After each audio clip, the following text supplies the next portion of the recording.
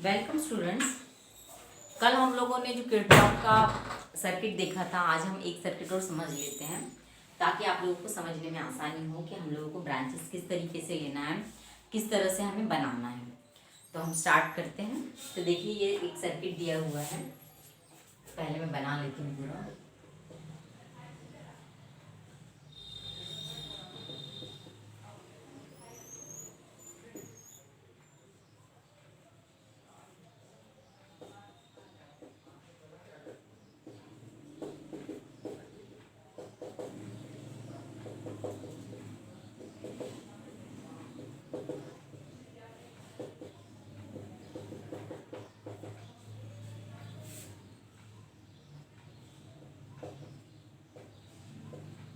देखिए, ये जो सर्किट दिया हुआ है, हमें इसमें किरचॉफ का सेकंड लॉ अप्लाई करना है।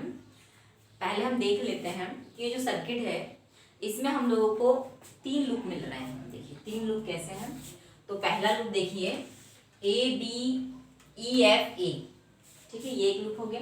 फिर दूसरा है B C D E B, जहाँ से हमें स्टार्टिंग करनी है वहीं उसी पॉइंट पर हमें एंड करना है, क्योंकि लूप का यही नियम होता है। सबसे पहला यही पॉइंट होता है कि हमें लूप, और वो भी बंद होना चाहिए, बंद लूप चूज करना है। फिर अगला कौन सा है, A B C D E F और ए। तो इस तरह से ये 3 लूप है। अब हम हर एक लूप का डायग्राम बनाएंगे और उसके लिए I1 I2 I3 पॉजिटिव है या नेगेटिव है ये देखेंगे, और उस हिसाब से हम इक्वेशंस लिखेंगे। तो हम पहला लूप ले रहे हैं, ये वाला, जिसमें दोनों भी सेल उपस्थित है।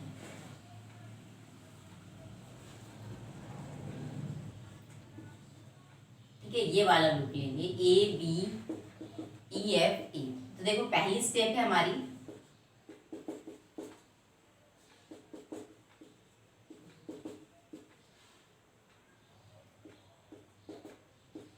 कभी भी ध्यान रखिए आप कि पहली हमारी जो स्टेप होती है वो होती है कि हमें एक बंद लूप चूज करना है।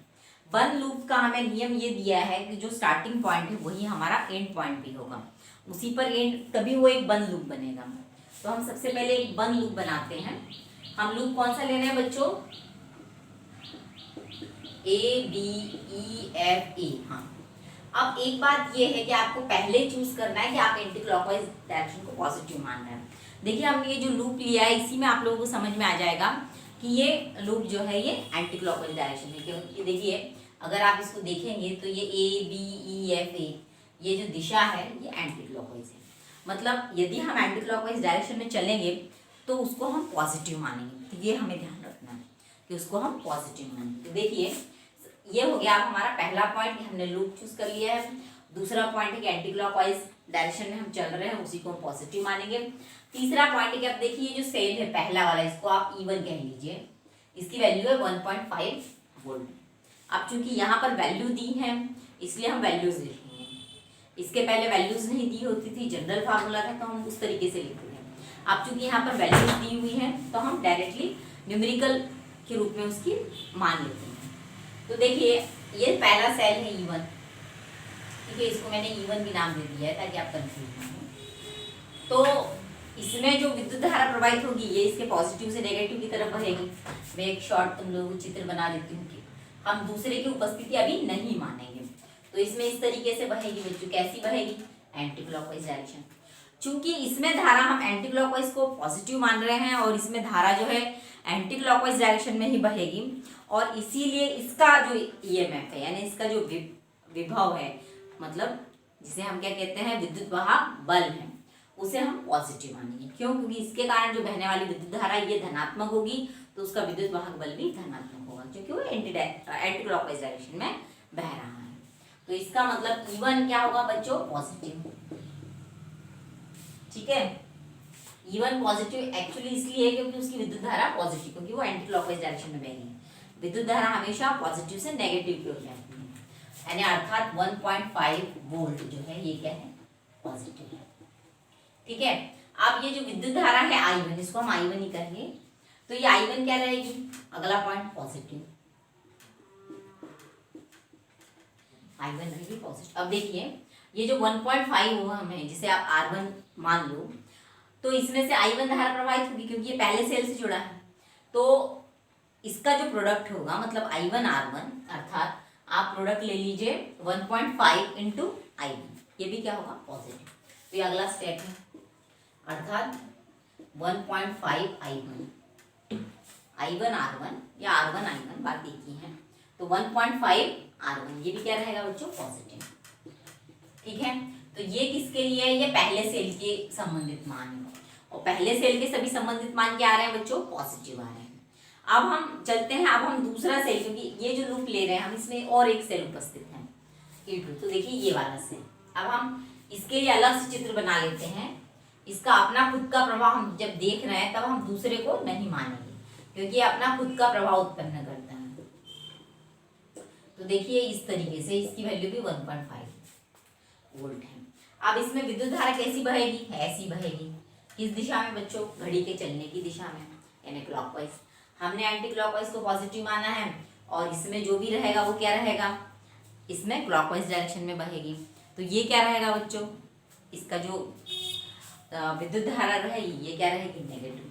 विद्युत धारा नेगेटिव है तो इससे संबंधित विद्युत वाहक बल यानी सेल का विद्युत वाहक बल भी क्या रहेगा नेगेटिव, यानी E2 भी क्या रहेगा नेगेटिव, क्योंकि इसकी विद्युत धारा पॉजिटिव से नेगेटिव की तरफ बहेगी और वो किस दिशा में बह रही है, क्योंकि इस लूप के लिए हम बात कर रहे हैं, इस लूप में वो तो कैसी बहेगी क्लॉकवाइज डायरेक्शन में बहेगी। इसका कारण आप लिख लो एंटी क्लॉकवाइज, आपको समझने में आसानी होगी।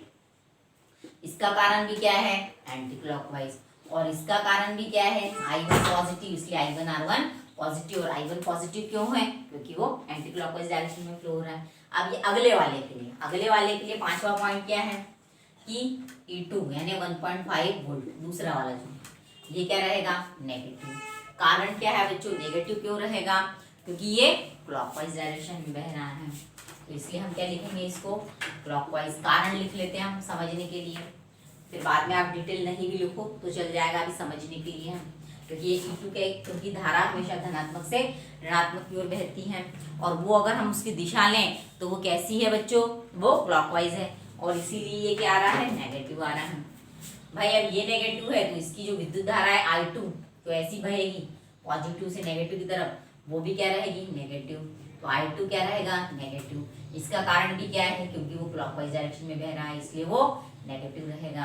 अब अगला पॉइंट क्या है बच्चों कि चूंकि देखिए E2 से क्या जुड़ा हुआ है R2 जुड़ा हुआ है, 0.5 को हम यहाँ दिख रही है उसकी वैल्यू, तो हम वैल्यू सही लिखेंगे। तो इसका प्रोडक्ट भाई उसमें प्रवाहित विद्युत धारा अगर नेगेटिव होगी तो उसका प्रोडक्ट भी क्या होगा नेगेटिव होगा, मतलब I2 R2 क्या होगा नेगेटिव होगा। पर R2 की वैल्यू उन्होंने कितनी दी है 0.5 को, तो हम वही लिख लेते हैं।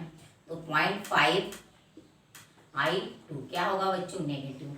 नेगेटिव क्यों होगा, क्योंकि I2 नेगेटिव है, और I2 नेगेटिव क्यों है, क्योंकि I2 जो है ये कैसे बह रहा है क्लॉकवाइज डायरेक्शन में बह रहा है, इसलिए I2 नेगेटिव है। तो ये हम लोगों ने लिख लिया। अब हम इसका इक्वेशन लिखेंगे पहले लूप के लिए। तो सिंपली इक्वेशन क्या बनेगा बच्चों, क्योंकि देखिए समेशन सेकेंड लॉ किरचॉफ का द्वितीय नियम, सेकेंड लॉ के अनुसार हम क्या लिखेंगे समेशन E बराबर समेशन IR, मतलब एक तरफ जो है हम लोग LHS तरफ EMF यानी विद्युत वाहक बल लिखते हैं, और RHS तरफ हम क्या लिखते हैं प्रतिरोध और उसके संगत गुणनफल का हम क्या लेते हैं गुणनफल लेते हैं, उनका योग लेते हैं। तो देखिए समेशन E, इसमें दो विद्युत वाहक बल है, एक E1 पॉजिटिव और एक नेगेटिव है।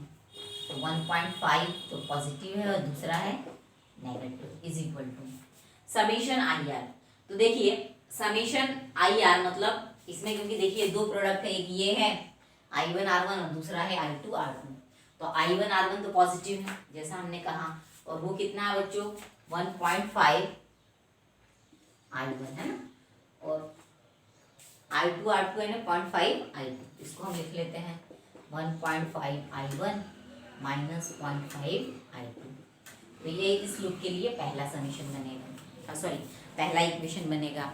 हमने सबके पॉजिटिव और नेगेटिव जोड़ के ये इक्वेशन बनाया है, तो इस तरीके से बनेगा। आप इसको पहला इक्वेशन ले लीजिए। तो ये किसके लिए था, लूप कौन सा है ABEF A के लिए। अब अगले लूप के लिए हम देखते हैं इसी को। अब हम अगला लूप कौन सा चूज करेंगे बच्चों, अब हमारा जो सेकंड लूप है वो हम ये वाला देख लेते हैं BCDEB, ठीक है। सेकेंड लूप कौन सा देखते हैं हम, चित्र बना लेते हैं हम लोग।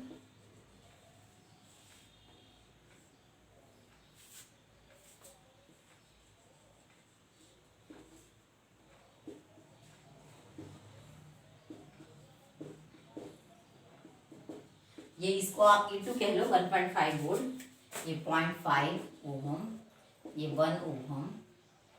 एक बात देखिए, यहाँ से I1 धारा आ रही है पहले सेल के कारण, यहाँ से I2 धारा आ रही है और बिंदु B पर जो है ये जंक्शन पॉइंट है, यहाँ पर दोनों भी धाराएं मिल रही हैं। इस पर बिंदु B पर, और कितनी है बिंदु B पर कुल धारा कितनी होगी बच्चों, I1 प्लस I2। देखिए आप कि बिंदु A पर कितनी धारा बह रही है, I1, और बिंदु B पर जो है मतलब I2 भी पहुंच रही है और I1 भी पहुंच रही है, तो बिंदु B पर जो है टोटल धारा कितनी है, I1 प्लस I2, इनका एडिशन हो रहा है एक्चुअली।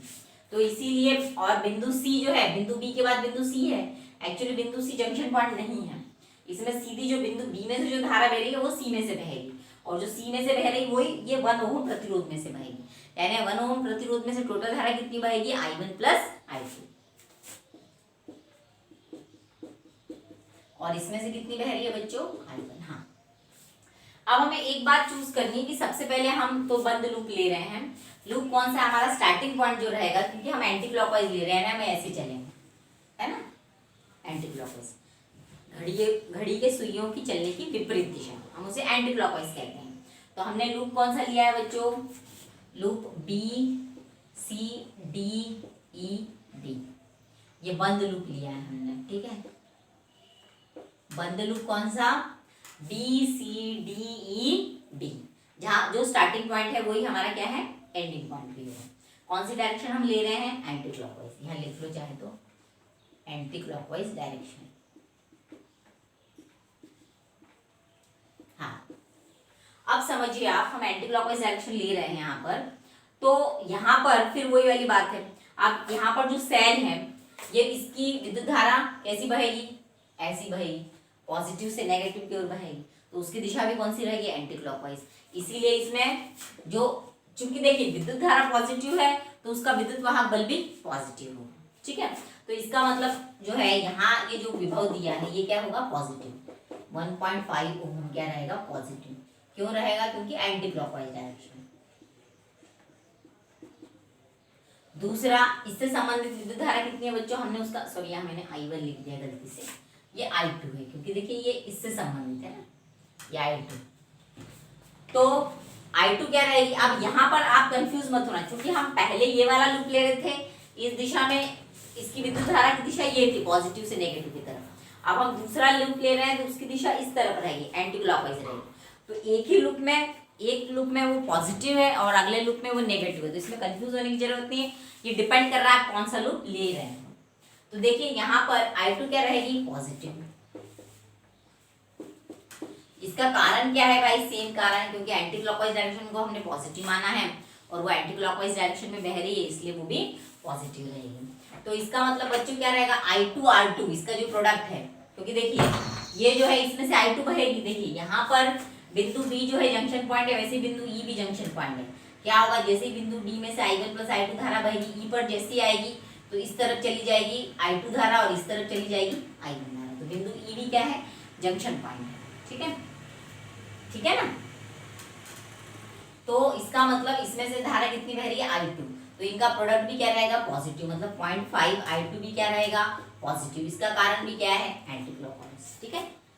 इसका असल कारण ये है कि I2 पॉजिटिव है, और I2 पॉजिटिव क्यों है, क्योंकि वो एंटी क्लॉकवाइज डायरेक्शन हम ले रहे हैं। आप देखिए ये इसमें से जो I1 प्लस I2 जो बह रही है, ये 1 ओम में से, ये भी कैसी बह रही है, एंटी क्लॉकवाइज, इसीलिए ये भी क्या रहेगी, पॉजिटिव रहेगी, I1 प्लस I2 पॉजिटिव रहेगी। कारण क्या है, वही एंटी क्लॉकवाइज डायरेक्शन। और उसी तरह से इसका जो प्रोडक्ट रहेगा क्या रहेगा बच्चों, प्रोडक्ट 1 ओम, 1 into I1 plus I2, actually वो 1 ही रहेगा, क्या रहेगा, पॉजिटिव। कारण क्या है इसका, क्योंकि I1 प्लस I2 पॉजिटिव। अब हम इस लूप के लिए किरचॉफ का नियम लेते हैं। तो किरचॉफ का नियम कैसा रहेगा बच्चों इसके लिए, देखिए summation E is equal to summation IR। Summation E, इसमें एक ही विद्युत वाहक बल है, कितना है, 1.5 इज इक्वल टू, वो क्या है, पॉजिटिव है, इज इक्वल टू I2R2 मतलब 0.5 R2 ये पॉजिटिव है, plus I1 I2 positive into 1, तो ये दूसरा इक्वेशन रहेगा बच्चों। ठीक है, तो ये किरचॉफ के लिए जो है दूसरा लूप जो हम देख रहे हैं BCDEB उसके लिए। अब और एक लूप बन रहा है इसमें, वो और देख लेते हैं। अब दूसरा लूप कौन सा बन रहा है बच्चों इसमें, दूसरा लूप बन रहा है ABCDEFA।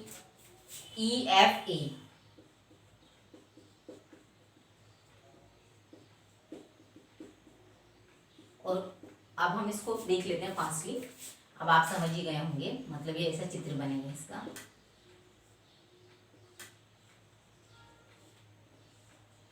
यहाँ ए, ये बिंदु बी, वैसे आप नहीं भी लो तो चल जाएगा, पर हम ले लेते हैं इसको ताकि आप लोगों को कंफ्यूजन ना हो।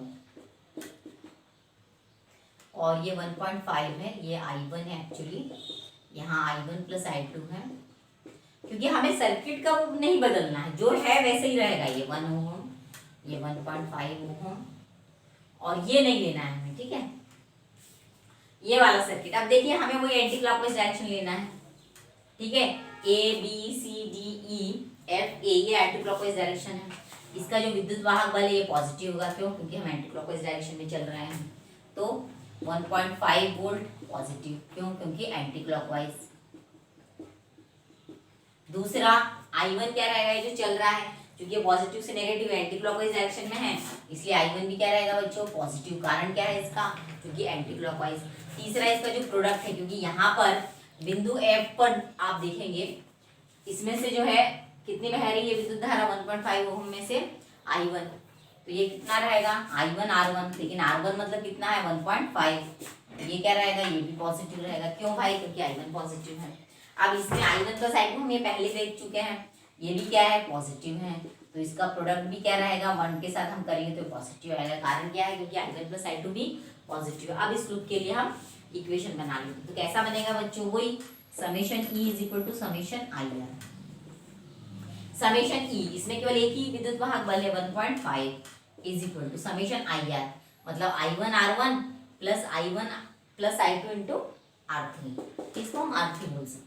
तो देखिए 1.5 इंटू I1 प्लस, है ना, इसका प्रोडक्ट है पॉजिटिव ही है, प्लस ये R3 I1 plus I2 into 1, इसको आप इक्वेशन नंबर 3 करो। तो इस तरह से हम किरचॉफ की जो इसमें आप सॉल्व करके जो है I1 I2 I3 की वैल्यूज कैलकुलेट कर सकते हैं। तो ये आप लोगों को समझ में आ गया होगा। इस तरीके से हम आधारित इस पर न्यूमेरिकल्स भी करेंगे। तो ये आई थिंक अब आप लोगों को अच्छे से समझ में आ गया होगा कि एंटी क्लॉकवाइज डायरेक्शन लेना है, उसमें हम पॉजिटिव मानेंगे। अगर विद्युत धारा एंटी क्लॉकवाइज डायरेक्शन में बह रही है, क्योंकि हमेशा पॉजिटिव से नेगेटिव की ओर बहती है, तो उसको हम धनात्मक मानते हैं। अब हम कुछ न्यूमेरिकल जो किरचॉफ के फर्स्ट लॉ पर आधारित है वो देख लेते हैं। कुछ एक दो न्यूमेरिकल्स हैं, ये देख लेते हैं, तो आपको वो भी अच्छे से समझ में आ जाएगा। देखिए यहाँ पर एक चित्र बना हुआ है,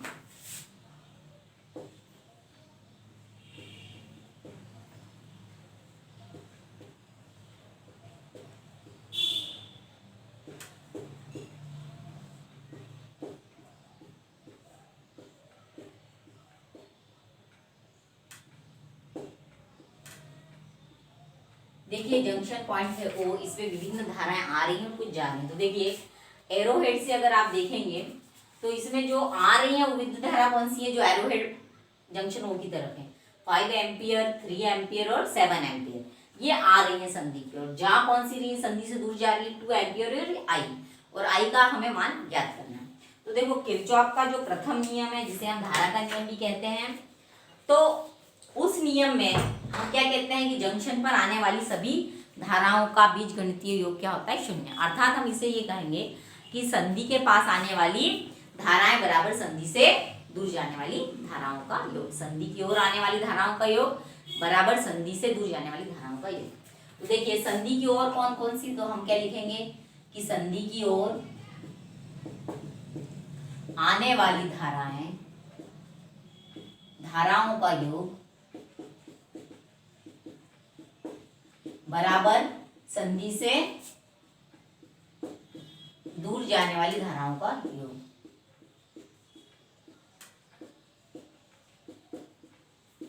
अब आप एक समझिए कि संधि की ओर कौन कौन सी आ रही है, जो एरो हेड देखिए संधि की ओर 5 ampere, 3 ampere, 7 ampere. 5 + 3 + 7 is equal to, संधि से दूर जो जा रही है वो कौन कौन सी है बच्चों, 2 + i। तो 5 और 3 8 और 7 15 इज इक्वल टू 2 + i, मतलब i बराबर क्या होगा बच्चों, 15 - 2 इज इक्वल टू 13 एम्पियर। क्योंकि ये सब एम्पियर में दिए हैं इसलिए i का मान भी एम्पियर में होगा। और कितना आएगा, 13 एम्पियर, क्योंकि संधि से की ओर आने वाली धाराओं का योग बराबर संधि से दूर जाने वाली धाराओं का योग। अब लास्ट और जो न्यूमेरिकल हम देख लेते हैं, ये अगला न्यूमेरिकल देखिए, यही सूत्र का हमें उपयोग करना है। ये भी किरचॉफ के फर्स्ट लॉ पर याद रखते हैं, जिसे हम धारा का नियम कहते हैं। तो देखिए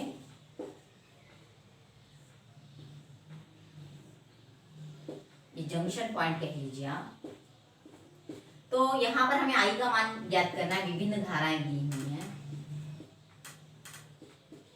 एक बात देखिए आप, संधि की किरचॉफ के प्रथम नियम से हम कहेंगे कि संधि के पास आने वाली धाराएं बराबर संधि से दूर जाने वाली धाराएं या उनका योग। तो देखो संधि के पास कौन कौन सी आ रही है, 1 एम्पियर, 8 एम्पियर और 3 एम्पियर। एरो हेड देख के हम समझ सकते हैं। तो हम योग लेंगे तो कितना आएगा बच्चों, 1 + 8 + 3 इज इक्वल टू, ये संधि से दूर जाने वाली धाराओं के योग के बराबर होगा। इज इक्वल टू क्या रहेगा, आई, मतलब ये कितना रहेगा, 8 और 3 11 और 1 12, मतलब 12 एम्पियर इज इक्वल टू आई। मतलब जितनी, क्योंकि संधि पर तो कोई भी आवेश का संचय होता नहीं है, जितना संधि पर आवेश आता है उतना ही चला जाता है। तो कितनी आ रही है इस पर धारा, 12 एम्पियर आ रही है, और इतनी 12 एम्पियर ही क्या होगी बच्चों, ये दूर निकल जाएगी, यानी संधि से दूर चली जाएगी। तो ये इसका उत्तर है। तो आज के इसमें हम इतना ही देख रहे हैं। अगले इसमें हम व्हीटस्टोन सेतु, जो बहुत इंपॉर्टेंट पॉइंट है, ये हम अगले वीडियो लेक्चर में देखेंगे। Thank you students.